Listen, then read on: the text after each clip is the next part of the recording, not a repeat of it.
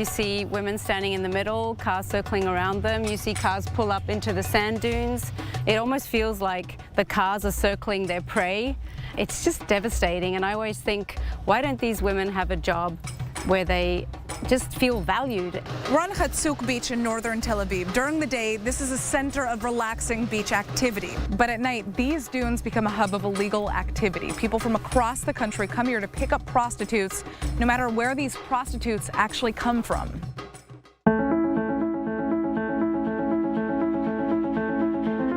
I remember one specific night that I just drove up here and I really just wanted to see if anyone needed anything. I found out that they all really just wanted a job, and they were all very, very desperate. And they all said, we don't need pity, we need jobs. This is Tabea. She immigrated with her family from Switzerland to Israel to establish Kite Pride, a social business that creates safe jobs for survivors of forced prostitution and human trafficking who have left the sex industry. 90% of the people that work here were either trafficked or employed as prostitutes. Their job is to create one-of-a-kind bags just like this, made out of recycled kite surfing material. We take old and broken yacht sails, kite surfing sails, wetsuits, parachutes, and we turn them into bags, accessories, something beautiful. I love the metaphor of just turning something old and used into something new and beautiful, just like the people that we hire. So they were treated as commodities, as trash, and now they have a second chance. I was a transsexual sex worker for 21 years. 21 years of being a prostitute only, whether it was in Israel or in Europe.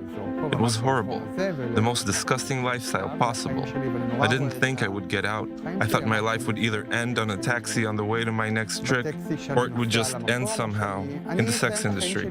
I thought this is how the rest of my life will look like. Today in Israel, there are an estimated 14,000 sex workers. Many of them want to escape the sex industry but are held back by financial problems, the inability to find another job, or the people who exploit them. Out of those who aren't being trafficked, 71% say they began sex work out of financial desperation, and 76% say they would leave the industry if they could. I grew up without a dad, and my mom passed away when I was young. We didn't live in the best area, and when I was 13, my friend, who was gay like me, convinced me to visit a park where a lot of gay men would hang out. We started visiting every day, and every time I would go, the men there would tell me, "Oh, what a beautiful boy you are." And then, after a while, they started saying, "Come with me to the car. I'll only do this and that to you, and I'll give you a little bit of money." In the beginning, I didn't think it was such a big deal. I would buy myself shoes or eye contacts, but from there, it just kept getting worse. I really wanted to get out of it, but I found myself in a vacuum that I didn't know how to get out of, how to behave, where to go, what else to do. I knew only one thing for 21 years, but I never loved it. I always suffered. Every 30 seconds, someone becomes a victim of human trafficking. About 80% are sexually exploited, and almost every country in the world is involved, whether these nations are a point of origin, transit, or a destination for victims. I went right into the brothels in Zurich and I started to massage women who were actually working on the job.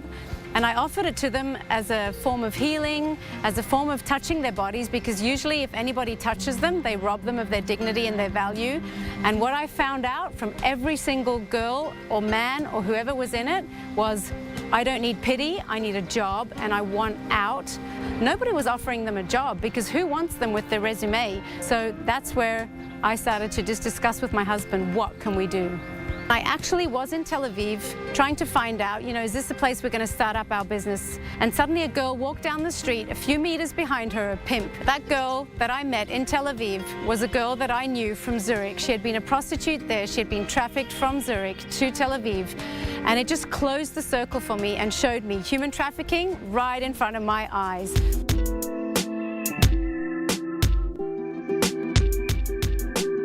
So this is basically where the kites come in, and then we take the kites and we cut them into appropriate pieces to put any patterns on them, and then we turn them into bags, into beautiful, unique, one-of-a-kind bags. This is a laptop backpack, and what I love about it is we attach a label to every single bag, and we show you how many hours of rehabilitation employment it creates and how much fabric we save from landfill.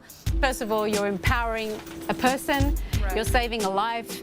Here in Israel, it's not actually illegal for people to work in prostitution. Rather, people who solicit services from sex workers or traffic them are criminalized, not the sex workers themselves.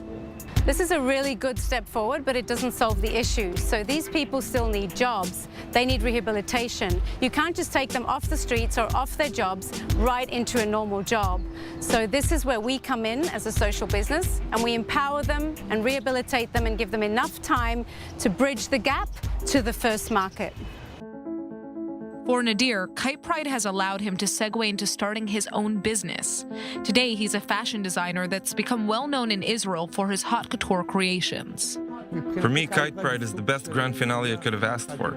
It's a platform. I see what it's like for other former sex workers when they get here. After only 6 months, they're completely changed for the better.